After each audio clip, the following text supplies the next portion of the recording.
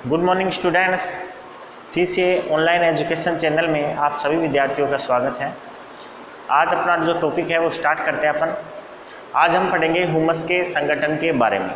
Last class में अपने humus के बारे में चर्चा की थी। आज हम उसके संगठन के बारे में चर्चा करेंगे, साथ ही में मृदा के अंदर ह्यूमस के द्वारा पड़ने वाले जो प्रभाव हैं उनके बारे में अपना आज चर्चा करेंगे। सबसे पहले अपन देखते हैं कि जो ह्यूमस होता है उस ह्यूमस का संगठन,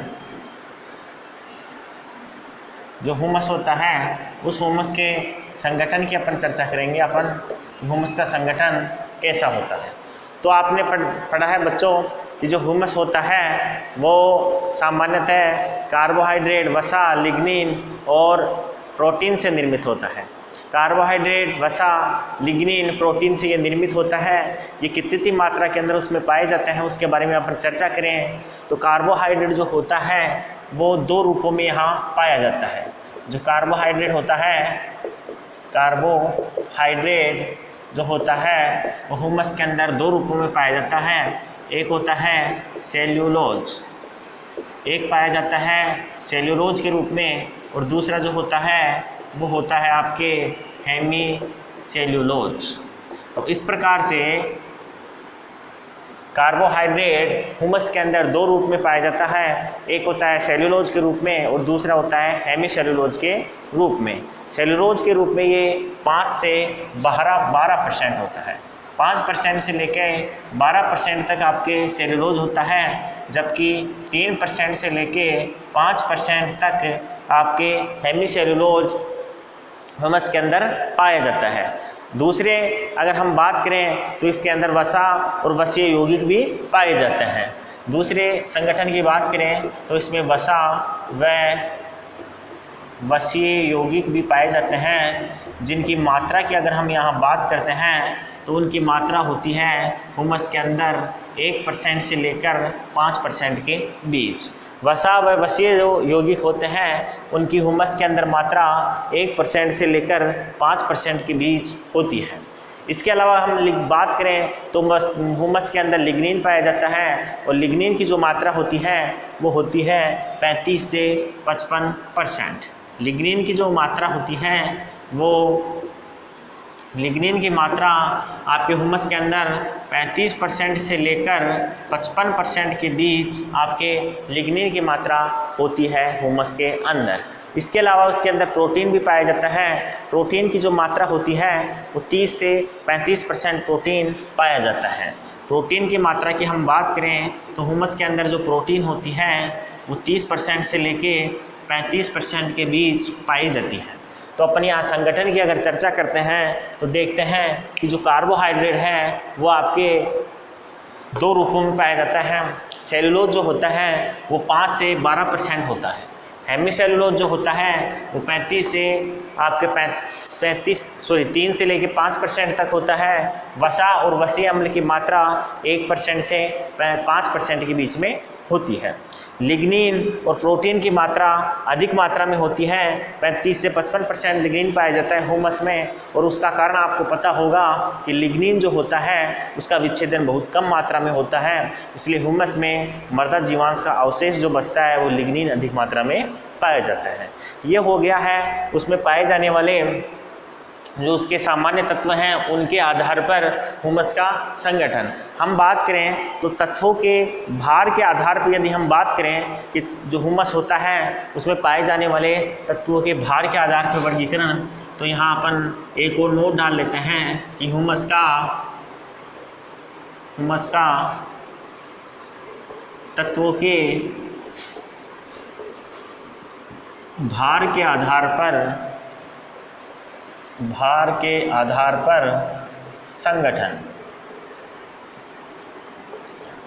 जो तत्व पाए जाते हैं ह्यूमस के अंदर उन तत्वों की जो भार % होती है, उन भार % के आधार पर यदि हम चर्चा करें कि कितने % उसके अंदर कौन सा तत्व पाया जाता है, तो अपन देखते हैं कि मैक्सिमम रूप में उसके अंदर कार्बन की मात्रा होती है जो 50% होती है। कार्बन जो होता है उस कार्बन की मात्रा ह्यूमस के अंदर 50% होती है। दूसरा जो तत्व होता है वो आपके होता है हाइड्रोजन। सोई ऑक्सीजन। दूसरा जो आपके तत्व होता है वो होता है आपके ऑक्सीजन। ऑक्सीजन जो तत्व होता है उस तत्व की अगर हम परसेंटेज की बात करें तो वो परसेंटेज के रूप में 35% के रूप में इसके अंदर पाया जाता है। भार की दृष्टि से कार्बन 50% होता है, ऑक्सीजन 35% होता है और आपके जो हाइड्रोजन होता है वो हाइड्रोजन की मात्रा यदि हम देखें तो ये 5% हाइड्रोजन पाया जाता है।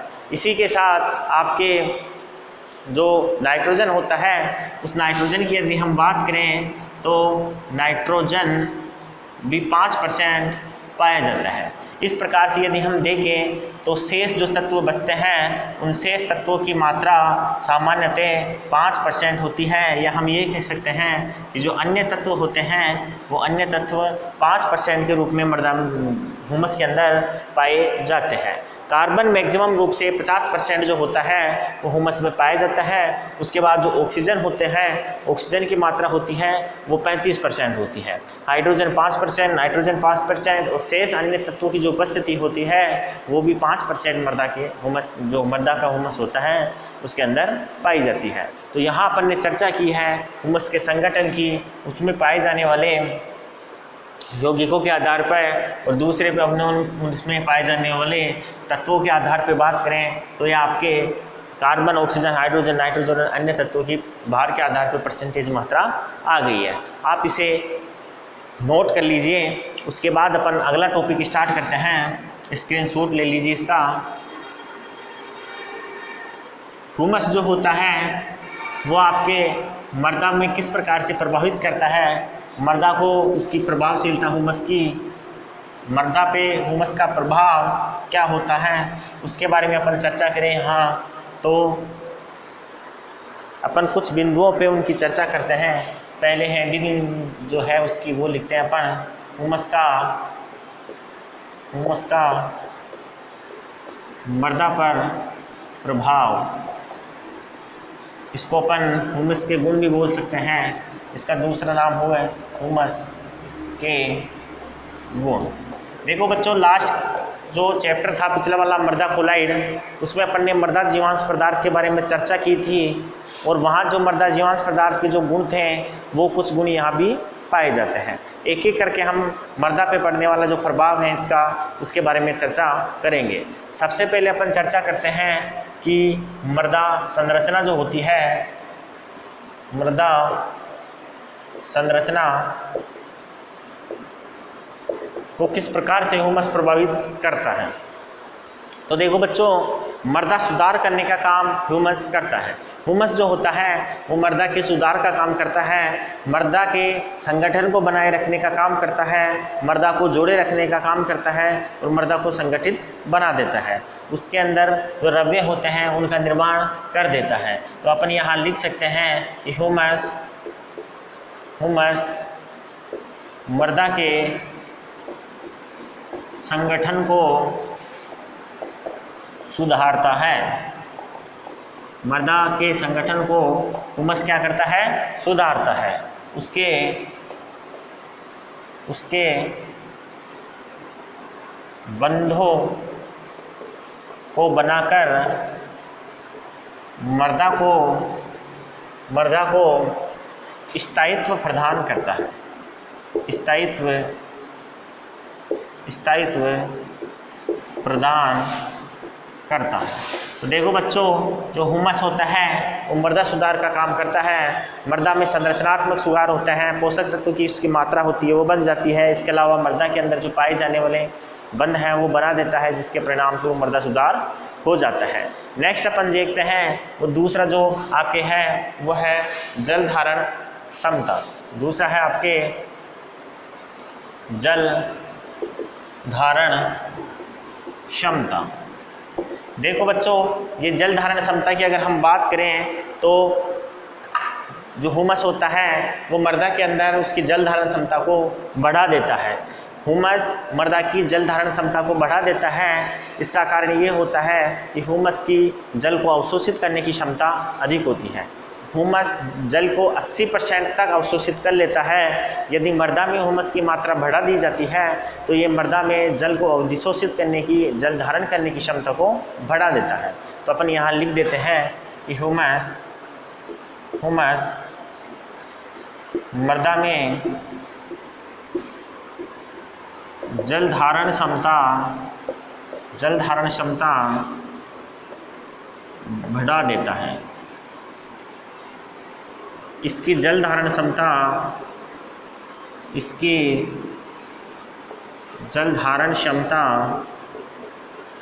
80%, इसकी जल धारण क्षमता 80% तक होती है।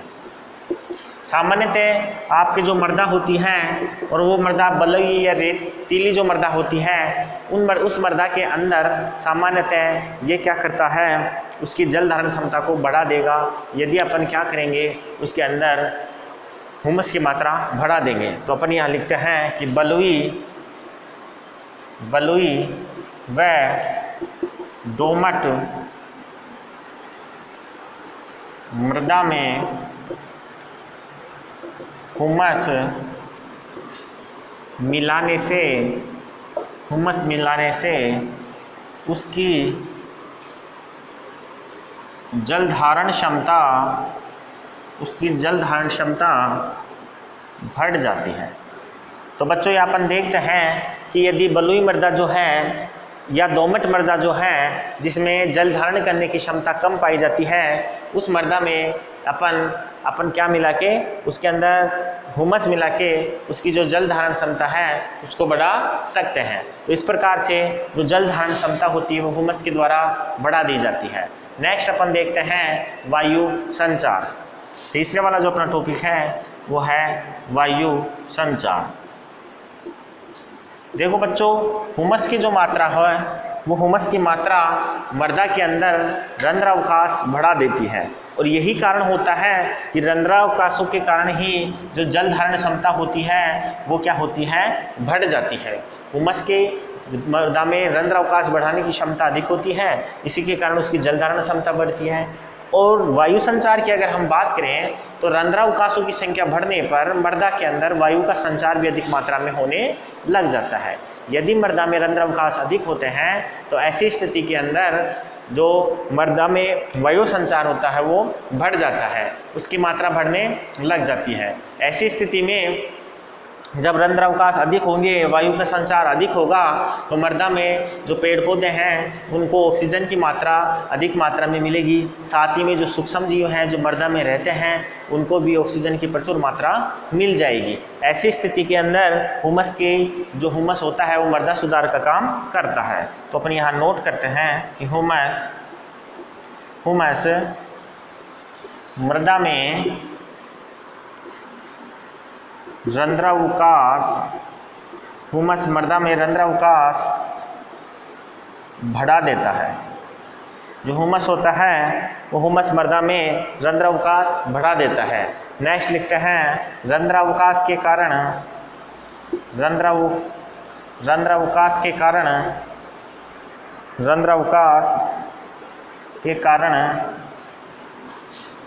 मृदा में वायु संचार बढ़ जाता है, जिससे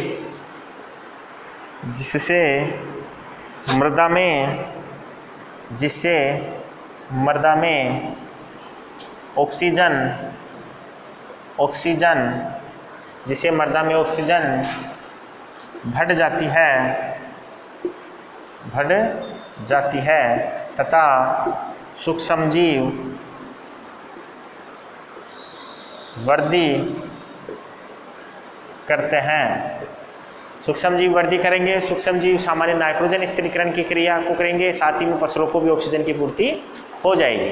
इस प्रकार से जो आपके मृदा में वायु संचार होता है वो बढ़ जाता है हुमस की उपस्थिति में।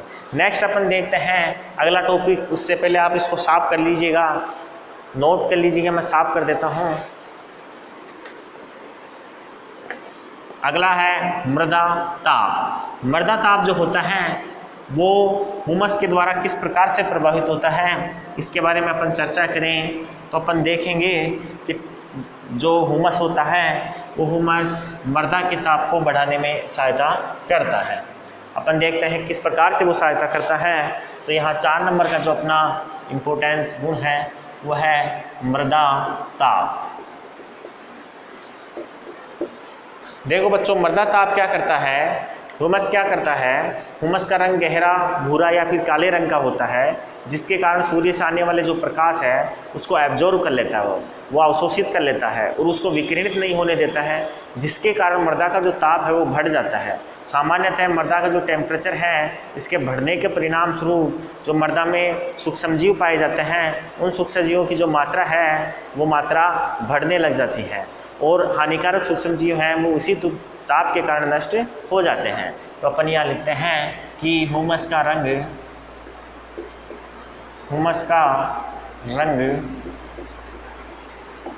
गहरा होने के कारण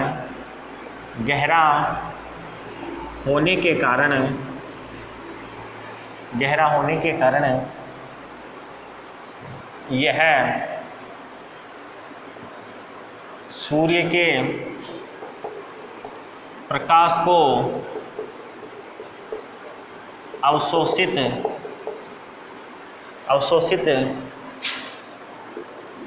कर लेता है,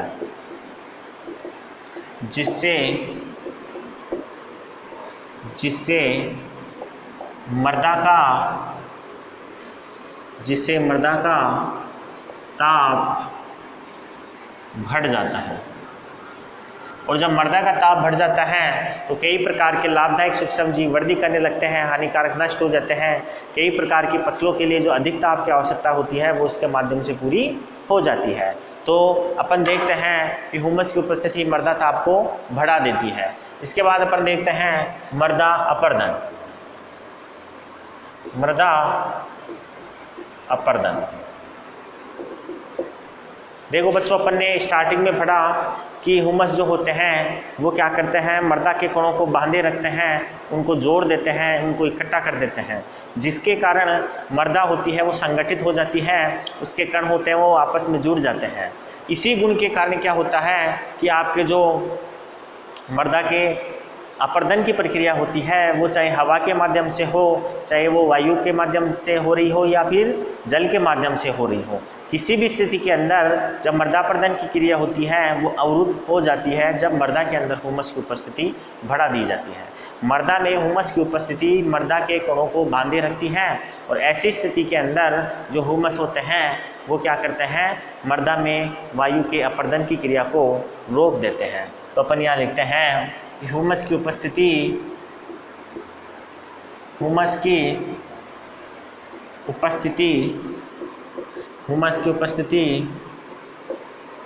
मृदा के वायु या जल द्वारा अपरदन की क्रिया को रोक देती है जिससे मृदा उपजाऊ व लाभदायक बनी रहती है। देखो बच्चों, यदि मृदा के अंदर जो हुमस है उसकी उपस्थिति रहती है तो मृदा के अंदर जो संरचना होती है मृदा की वो वैसी की वैसी बनी रहती है, उर्वरक क्षमता उसमें बनी रहती है, उसका जो लाभदायक गुण हो वैसे की वैसे वो बना रहता है। नेक्स्ट अपन यहाँ चर्चा करते हैं वो है भू परिसंस्करण। नेक्स्ट जो प्रभाव है वो है भू परिष्करण। सामान्यतः देखने में आता है कि हुमस की जो उपस्थिति होती है वो मृदा के भू परिष्करण की क्रिया को बढ़ा देती है। भू परिष्करण की क्रिया हुमस की उपस्थिति में बढ़ जाती है। तो अपन यहाँ लिख देते हैं कि हुमस मृदा के भू परिष्करण की क्रिया को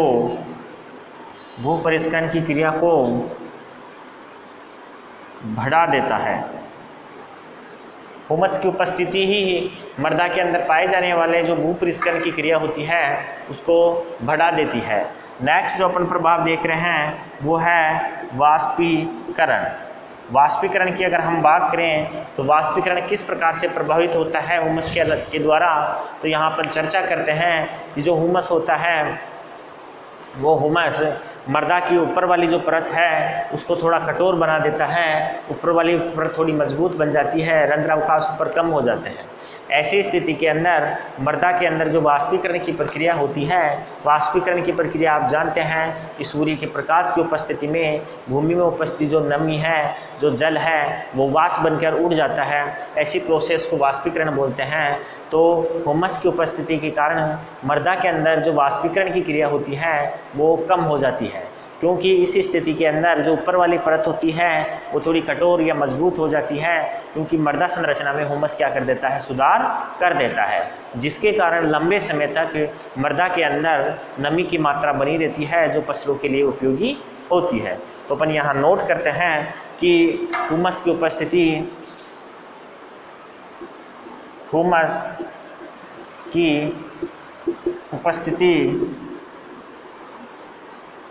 मृदा में वाष्पीकरण की क्रिया को कम कर देती है। हुमस की उपस्थिति मृदा में मृदा के अंदर वाष्पीकरण की जो क्रिया होती है उसको कम कर देती है, जिससे मृदा में नमी व आर्द्रता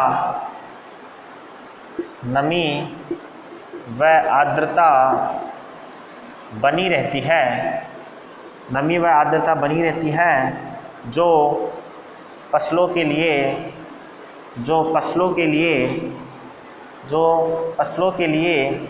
उपयोगी होती है। तो बच्चों यहाँ पे अपन देखते हैं कि मृदा के अंदर वाष्पीकरण की जो क्रिया होती है वो हुमस की उपस्थिति में कम हो जाती है।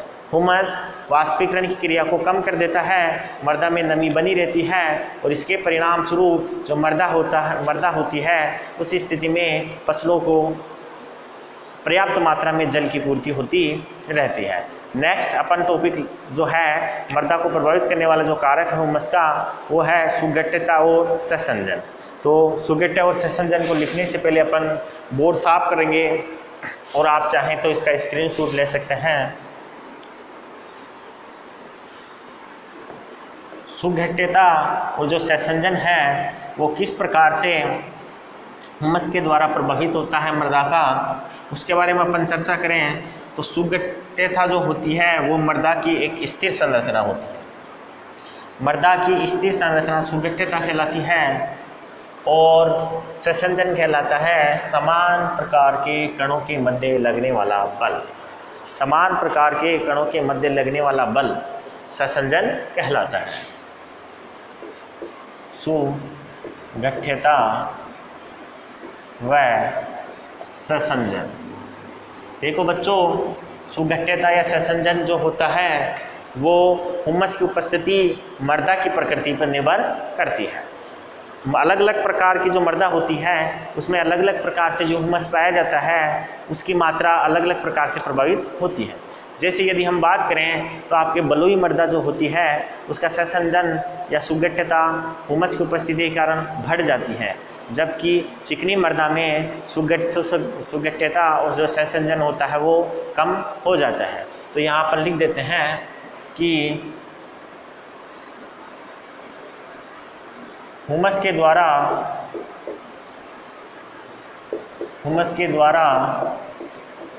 यह गुण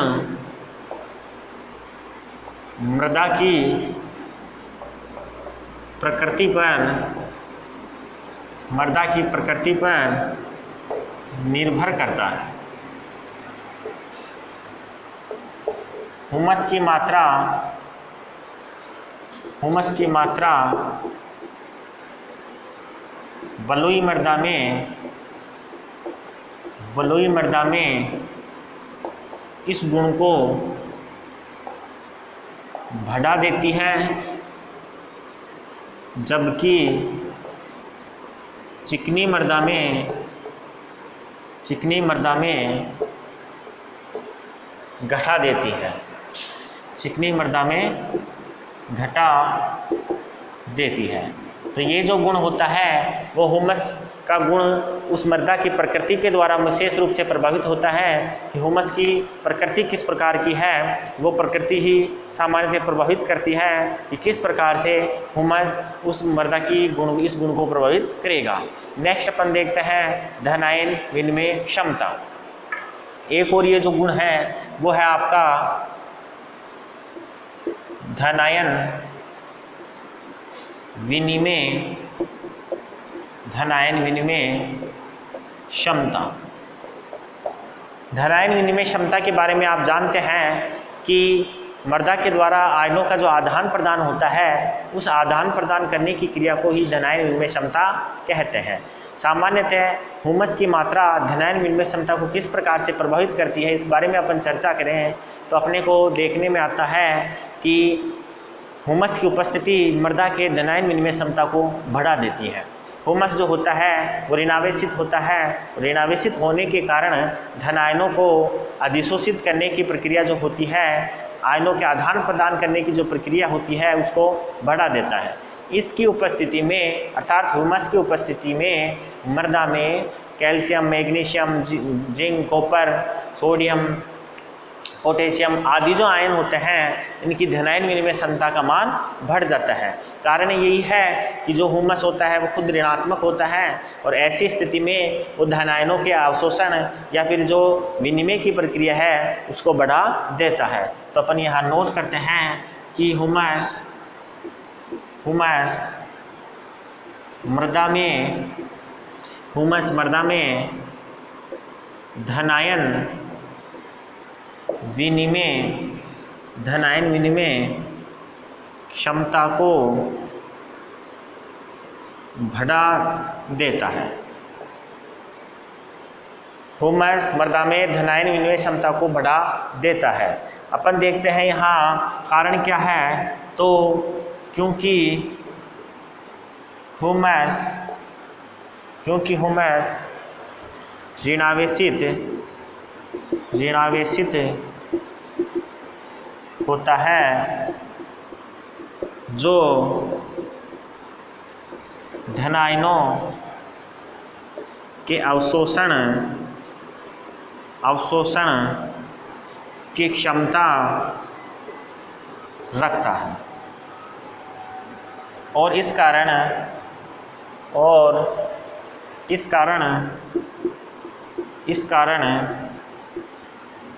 मृदा में calcium, magnesium, sodium, potassium, ammonium आदि आयनों की धन आयन विनिमय क्षमता बढ़ जाती है। तो बच्चों यहाँ हम देखते हैं कि जब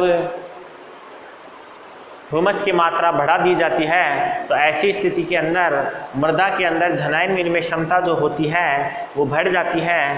calcium, magnesium, potassium, sodium, ammonium जो आयन हैं उनकी मात्रा मृदा में बढ़ जाती है, उनकी धन आयन विनिमय क्षमता का मान बढ़ जाता है।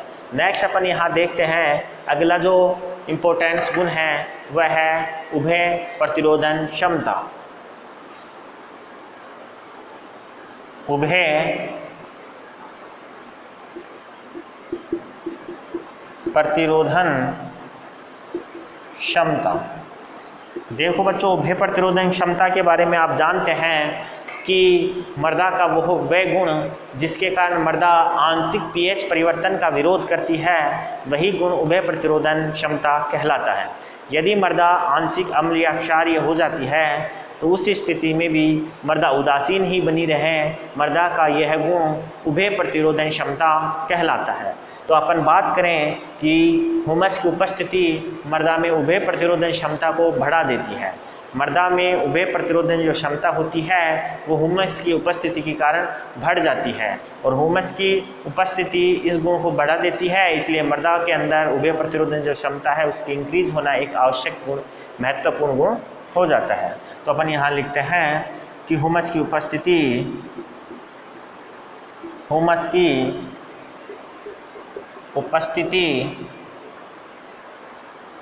मृदा में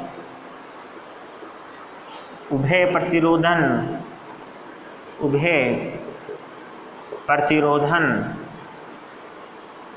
क्षमता को बढ़ा देती है। उभय प्रतिरोधन क्षमता इंक्रीज हो जाती है ह्यूमस की उपस्थिति के दौरान। तो यहाँ आज अपन ने जो चर्चा की है वो चर्चा की है ह्यूमस के संगठन के बारे में, उसमें पाए जाने वाले कार्बोहाइड्रेट, प्रोटीन, वसा, लिग्निन और प्रोटीन की जो परसेंटेज है उसके बारे में। उसके बाद में अपन ने चर्चा की थी कि तत्वों के उपस्थिति के आधार पर जो ह्यूमस होता है उसमें कितने % की मात्रा कौन से तत्व की होती है। उसके बाद अपन ने चर्चा की है ह्यूमस का मृदा पर प्रभाव या ह्यूमस के गुणों के बारे में। तो अपन ने जो 10 टॉपिक थे वो पढ़ लिए हैं, इसके 15 टॉपिक हैं। 5 टॉपिकों की चर्चा अपन नेक्स्ट क्लास में करेंगे। आज की क्लास यहीं तक रहेगी, इसका स्क्रीनशॉट आप ले लीजिए और उसके बाद आप अपनी जो क्लास है उसको सुचारू रूप से तैयार रखिए। आज क्लास यहीं तक रहेगी। थैंक यू, धन्यवाद।